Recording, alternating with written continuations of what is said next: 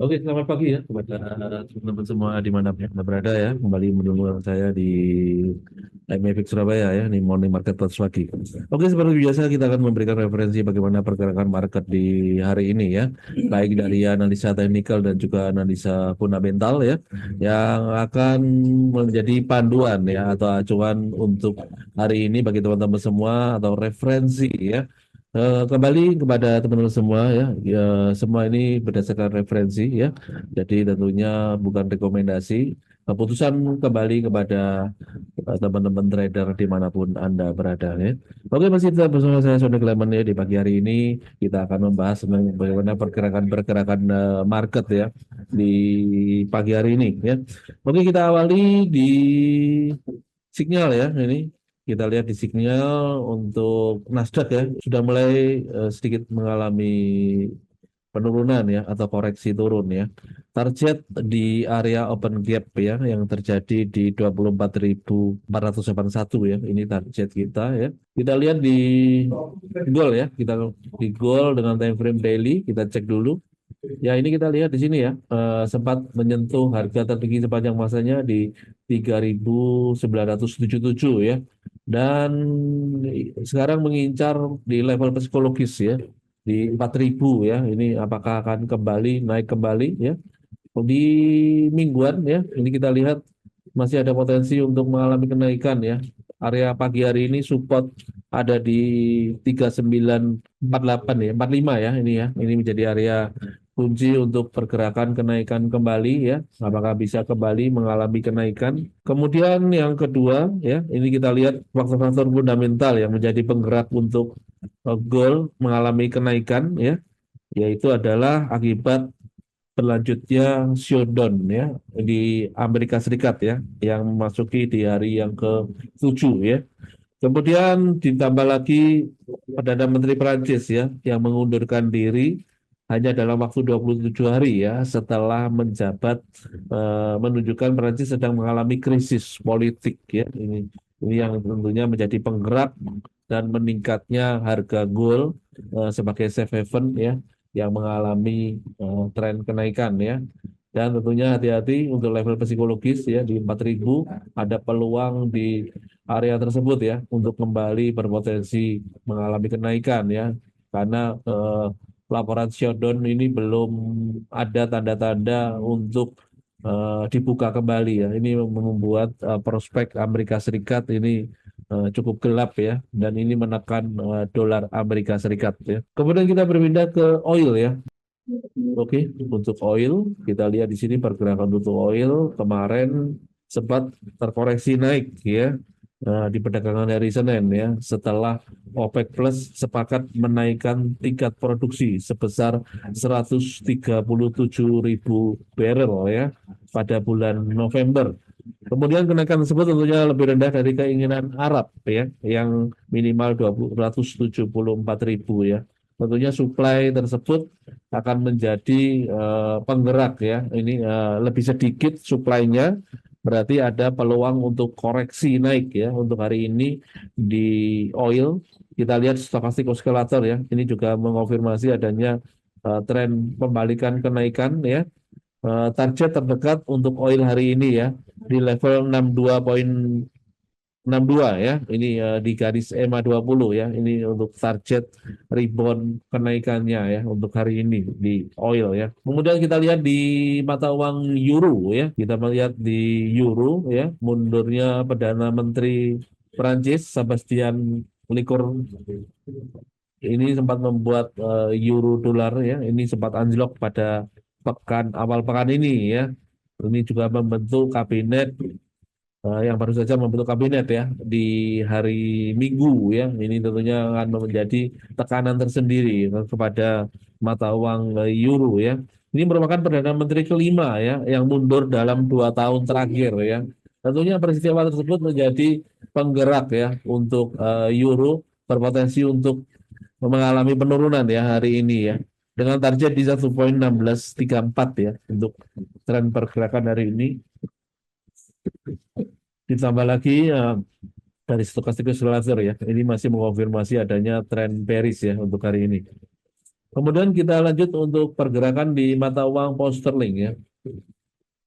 Mata uang pound sterling kita lihat di sini pergerakan untuk pound sterling dikonfirmasi di atas EMA 20 ya.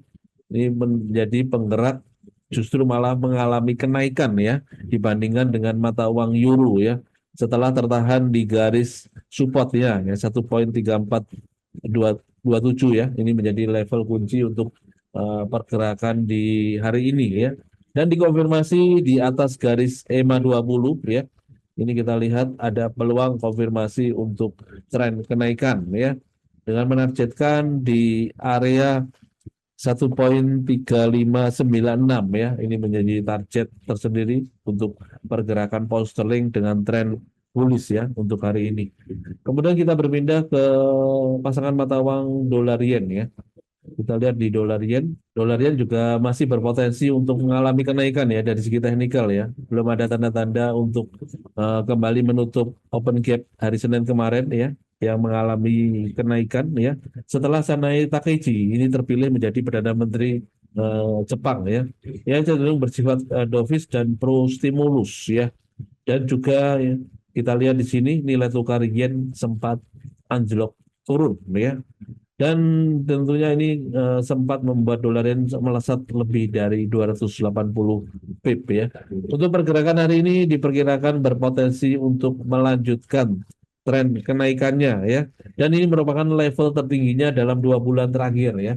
Ini kita lihat di sini pergerakan untuk dolar yen di level resisten ya terdekat ya 150,78 ya. Ini menjadi level kunci untuk pergerakan di hari ini ya. Oke, kita berpindah ke Nasdaq ya. Nasdaq kita lihat di sini untuk hari ini di time frame daily ya. Ini ada potensi untuk koreksi turun ya. Ini dengan pembukaan di level 25.185 ya. Ini menjadi level kunci untuk pergerakan di hari ini. Kemudian kita lihat di sini bagaimana Nasdaq naik dan memecahkan rekor tertinggi kembali ya sepanjang masanya pada perdagangan di hari Senin ya. Ini juga mengabaikan berlanjutnya showdown di Amerika Serikat ya. Ekspektasi The Fed akan agresif memangkas suku bunga menjadi pemicu kenaikan untuk Nasdaq ya. Peluang untuk hari ini ya berpotensi untuk melanjutkan kenaikan bila terjadi breakout ya di area resisten 25.185 ya. Ini jadi level kunci untuk pergerakan hari ini di Nasdaq ya. Oke, demikian untuk review pergerakan market ya dari analisa teknikal dan juga analisa fundamental ya yang menjadi panduan untuk penggerak hari ini ya. Mungkin ada yang mau ditanyakan dari sini peserta sudah ada gabung ini Pak Alip. Selamat pagi ya ini Pak Alip. Ya. Mungkin bisa menjadi eh, referensi. Hati-hati ini untuk goal hari ini ya. Ini memang ada target untuk kenaikan terutama MI-FX ya. Ini sinyalnya mencapai 4.000 ya. Tapi juga jangan lupa stop loss-nya jangan lupa ya. Nah, kalau tidak salah tadi di 3925 ya untuk level kunci untuk pergerakan di hari ini. Jadi kita lihat di sini 1:2 ya. Jadi untuk profitnya sekitar 40 pip ya ke atas. Kemudian stop loss-nya kurang lebih sekitar 25 ya. Jadi hampir 2 kalinya ya. Ini. Nah, jangan lupa untuk keyakinan juga dipertimbangkan ya. Kalau misalnya ada keyakinan yang cukup besar ya, ini potensinya silakan untuk lotnya disesuaikan ya. Tapi kalau misalnya peluangnya ini agak sulit nih, tapi saya pengen ikut ya, silakan ya, sesuaikan dengan pemakaian lot ya, yang kecil dulu ya. Jadi kalau misalnya terkena risiko ya, ini juga terbatas ya. Itu tips dari saya tentunya ya untuk pemakaian dari lot ya, sehingga pemakaian lot itu tidak selalu paten ya. Jadi bisa dirubah-rubah sesuai dengan keyakinan kita juga ya, peluangnya ya, probabilitasnya ya, itu yang perlu diperhatikan juga ya. Misalnya pagi hari ini wah 4.000 ini cukup tinggi ya, ini Tapi saya ingin mencoba, silakan menggunakan pemakaian lot yang kecil dulu ya. Ya, terima kasih Pak Arif ya. Sehat sudah, puji Tuhan sudah kembali sehat ya. Ini untuk jadi bisa menemani teman-teman semua setiap pagi ya untuk bisa memberikan referensi setiap pagi ya. Terima kasih atas perhatiannya sama-sama. Semoga kita sukses dan juga sehat ya. Oke, terima kasih banyak untuk gabung pagi hari ini. Dan jangan lupa kalau ada waktu silakan join ya. Semua gratis sambil kita mendengarkan info-info penting apa yang menjadi penggerak dan juga menjadi peluang kita ya untuk hari ini ya. Oke, sampai ketemu kembali besok di waktu dan acara yang sama ya untuk mendapatkan info-info dan peluang-peluang ya yang terbaik setiap hari hanya di MEFIC Surabaya. Selamat pagi, sukses untuk kita semua.